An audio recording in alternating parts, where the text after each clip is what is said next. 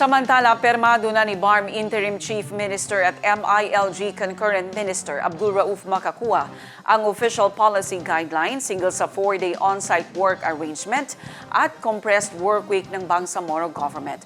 Ang News Now sa report.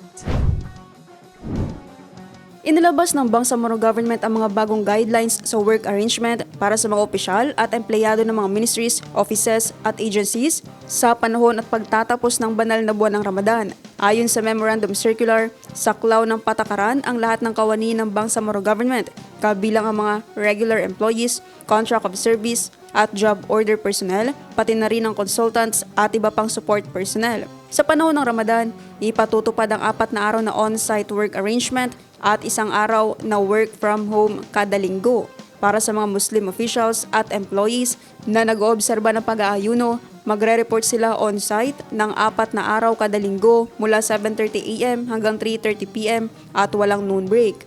Samantala, ang mga hindi nag-oobserba ng Ramadan ay mananatili sa regular na schedule na 8 AM hanggang 5 PM na may 1 oras na noon break. Ngunit saklaw pa rin ng 4 na araw na on-site work arrangement.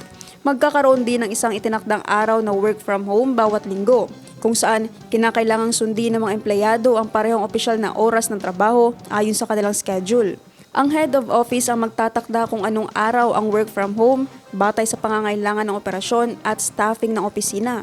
Inaatasan din ng mga empleyadong naka-work from home na manatiling reachable, responsive at available sa oras ng trabaho at sumunod sa attendance monitoring at reporting requirements.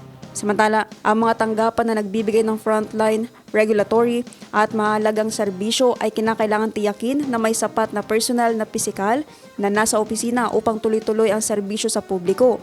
Pagkatapos ng Ramadan, lilipat ang mga ministries, offices at agencies sa compressed work week na 4 na araw kada linggo. Sa ilalim ng sistemang ito, kailangang makumpleto ng mga empleyado ang 40 hours na trabaho kada linggo sa loob ng 4 na araw, sa pamamagitan ng mas mahabang oras na trabaho bawat araw.